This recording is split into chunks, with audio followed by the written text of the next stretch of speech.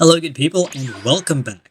Now, Bobby Fischer was such an intense and intimidating individual that former world champion Boris Spassky once said, "When you play Bobby, it's not a question of whether you win or lose, it's a question of whether you survive." The legendary Bobby Fischer had such an undeniable aura that if we stack Bobby Fischer's incredible skill with the intimidation factor, not only are lesser opponents already outmatched, they also play worse because he breaks them psychologically. Now have a look at this position.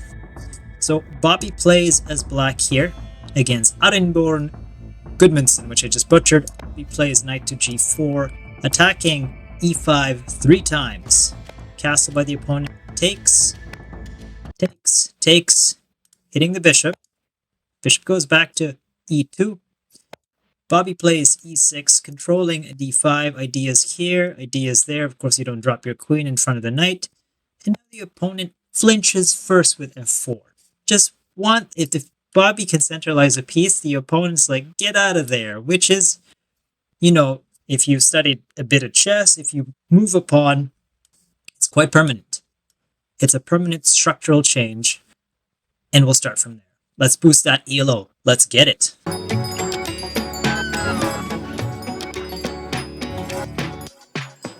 Round one, fight! So this game took place in Reykjavik, Iceland in 1960. There's irony to that, because of the Iceland thing. Anyways, Bjorn Gudmundsson, a character from the Vikings, a kid, plays as white, and Bobby plays as black here, Robert James Fischer. Oh, before I forget, if you find this content helpful, useful, somewhat entertaining, and definitely tolerable, unlike my speech, please leave a like and sub. You have my gratitude. Let's get started. White starts with d4, the queen's pawn, knight to f6 by Fischer. It's the Indian defense. Bobby is quite well known and quite brutal with the king's Indian. Knight to f3, d5. Bobby locks in the center, d5 and d4, e3. Now we have a g6, c4, developing and hitting the central pawn there. Bobby plays bishop to g7, knight to c3, castle king, queen to b3.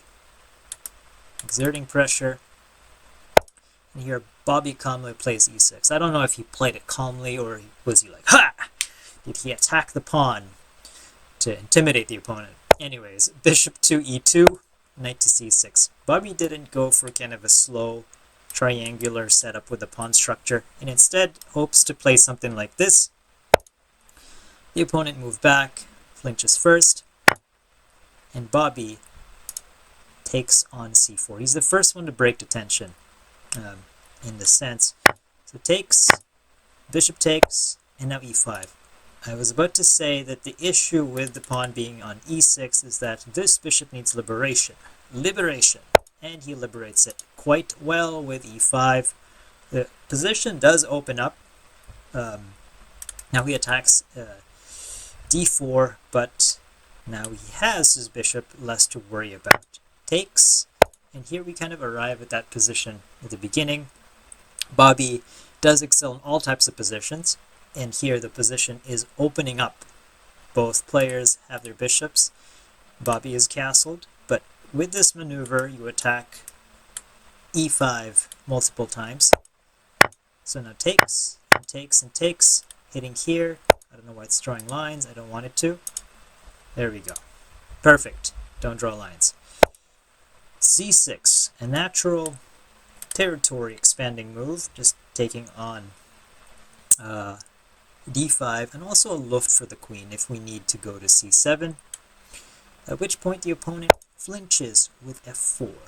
And like I said, moving pawns haphazardly weakens the position, especially if it's near your king, and then this pawn becomes a liability. These are now two hanging pawns. A more kind of stable and logical move is b3. The idea is after queen to h4, queen being in the 4th rank, we have a bishop to b2. Then after knight to g4, h3, go back, nothing really happens. You do not commit to random pawn pushes, not random, but really committal pawn pushes that later could punish your structure.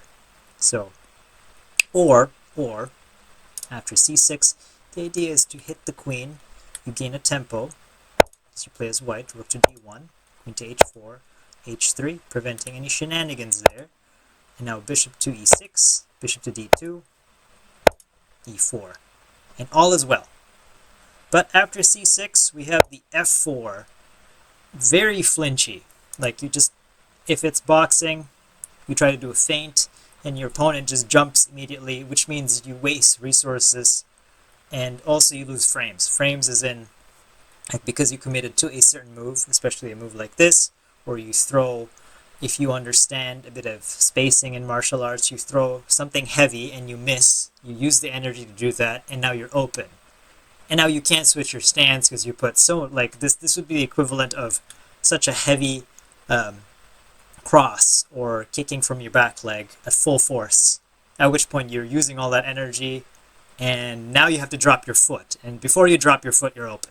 So f4. So Fischer plays knight to g4, and then he plays h3, of course, to boot out the knight, because that was kind of the issue. But now Bobby plays an intermezzo, an in-between move. We hit the queen, which is a great move to develop the bishop. And then he makes another questionable move. Like, basically all you needed to do was put your queen away, keep this under fire, knight to f6, takes. So that's a whole pawn. But to Fischer's credit, if this was the line they played, these two things are not developed quite well. So after, say, bishop to f3, queen to e8, protecting, hit, and there is compensation for that pawn. Now there's two pawns. So rook takes, hitting this. This is weak. Rook a to d1. And it's so unclear and so complicated. But after h3, he plays bishop to f5, hitting the queen. And then here the opponent plays another committal move, e4. And now truly it tips onto Fischer's favor. And while you'll notice that the opponent hasn't developed these, he's basically reacting to everything Fischer does. Queen to d4. Good move. Dark square diagonal's weak. King moves to h1. Knight to f2. Takes and takes. And now Fischer removes the bishop. You cannot take with the queen, this drops. So, broken pawn structure, and look at all the forces. The forces are here on this side of the board. Let me just draw a rectangle just to illustrate. With tempo, rook 8e8 attacking. The queen has to defend. The rook is out of play. The king, on the last, or rather first rank, is in deep trouble. Rook to e1. Check. King to h2. Queen to g1. Now, you're in front of your pawns, which is kind of serious. King to g3. And now Fischer doubles up. You can't really go here. This gets chomped down. And here, the opponent plays the game-ending blunder. Rook to b1.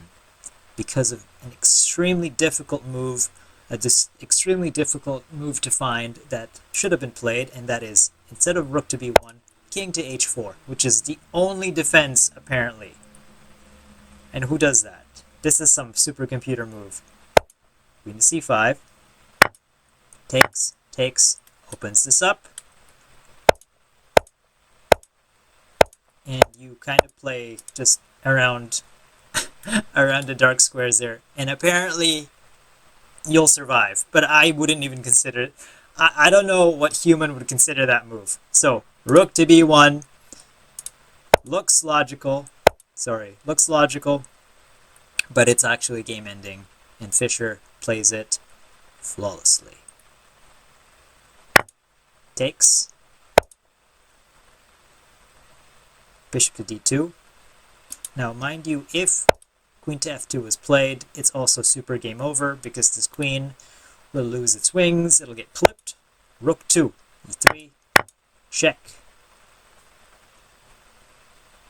You gotta move back or you take. And it's game over. So, bishop d2, takes, and here Fischer trades because while it looks like you have the bishop pair, you don't. Fischer, having broken the opponent's structure, and this is obstructing the dark squared bishop, simply plays rook to e2.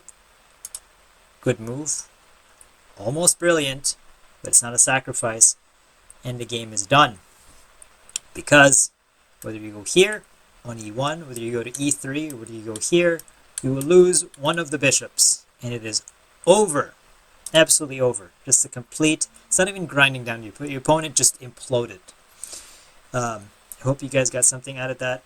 And if there's anything, develop early, but also think of development and less of ruining your structure. Don't flinch too much against an opponent if you think, even if they're higher rated or on paper better than you. That's what I would get from this game. I hope you guys enjoyed that.